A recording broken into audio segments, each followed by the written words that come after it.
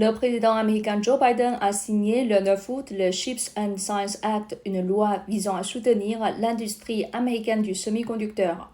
Sur Twitter, beaucoup de ses partisans ont qualifié la semaine passée de semaine extraordinaire pour sa présidence parce qu'il a obtenu plusieurs résultats favorables à son image. La signature de cette loi, bien sûr, l'élimination du chef d'Al-Qaïda, etc. En même temps, l'ancien locataire de la Maison-Blanche, Donald Trump, a connu une semaine compliquée. Sa villa en Floride a été perquisitionnée par les agents du FBI. Avec ce contraste frappant, on est en droit de revoir cette loi sous l'angle de la lutte entre les démocrates et les républicains, le sport national des États-Unis. En effet, cette loi n'est pas nouvelle. Elle était sous un autre nom, l'Endless Frontier Act, projet de loi de la frontière sans fin. Il a été voté par le Sénat en juin 2021, mais les deux partis l'ont débattu longtemps au Parlement avant de trouver un compromis. Chaque parti, chaque parlementaire, avec son arrière-pensée, a tenté de satisfaire ses intérêts politiques. Certains demandent la création d'une usine dans leur circonscription, d'autres demandent le rajout d'un article favorisant le financement des recherches dans leur État. Le texte de la loi est devenu plus long, c'est pour ça d'ailleurs que le nom de la loi est devenu aujourd'hui le Chips and Science Act. Tous ces compromis sont englobés en quelque sorte sous le nom science. Ainsi, 14 mois se sont écoulés et aucun dollar n'a encore été investi dans le secteur du semi-conducteur. Pourtant, les politiciens américains disent qu'il est crucial pour l'avenir de leur pays. Alors, sont-ils sincères et sérieux? À vous de juger. Puis, quel sera l'avenir de cette loi après les élections de mi-mandat? Au cas où les républicains obtiennent la majorité parlementaire, ce qui sera très probablement le cas, reviendront-ils sur cette loi? Difficile de le prédire.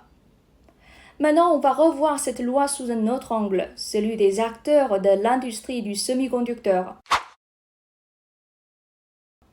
Cette loi devait être une bonne nouvelle pour les leaders américains des semi-conducteurs comme Intel, AMD et Nvidia, mais ont vu leur valeur boursière chuter le jour de la signature de la loi. C'est un signe fort du manque de confiance des investisseurs dans cette loi. Ensuite, les fabricants non américains des semi-conducteurs. Si l'un d'entre eux est encouragé par cette loi et envisage de créer une usine aux États-Unis, je lui conseille de réfléchir à deux fois. D'abord, il touchera probablement une subvention limitée face aux concurrents locaux qui ne vont pas hésiter à faire du lobby à Washington pour obtenir la part du lion de cette subvention de 52 milliards de dollars. Et savez-vous combien coûte une usine de fabrication de semi-conducteurs? Il faut prévoir une dizaine de milliards de dollars. Puis il faut payer les ouvriers, les taxes, etc.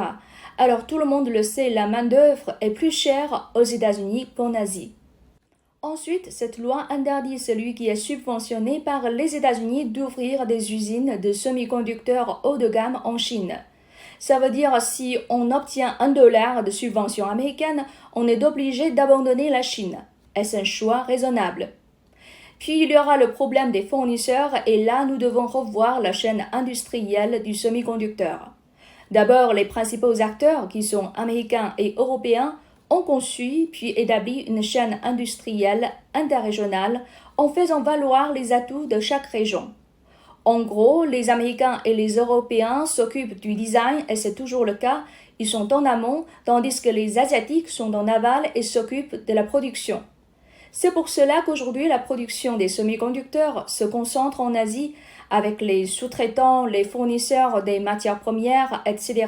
Bref, tous les acteurs pour soutenir cette production. Ensuite, le semi-conducteur n'est pas un produit final. Vous et moi, nous ne pouvons rien faire avec ces petites puces. Il faut qu'elles soient intégrées dans des produits comme les smartphones, les voitures, les ordinateurs.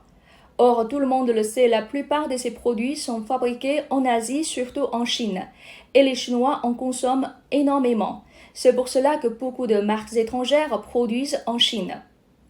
Cependant, avec cette loi, les États-Unis forcent la chaîne industrielle du semi-conducteur à se réorganiser oblige les fabricants à choisir leur camp au mépris de la mondialisation pourtant préconisée par les Américains eux-mêmes.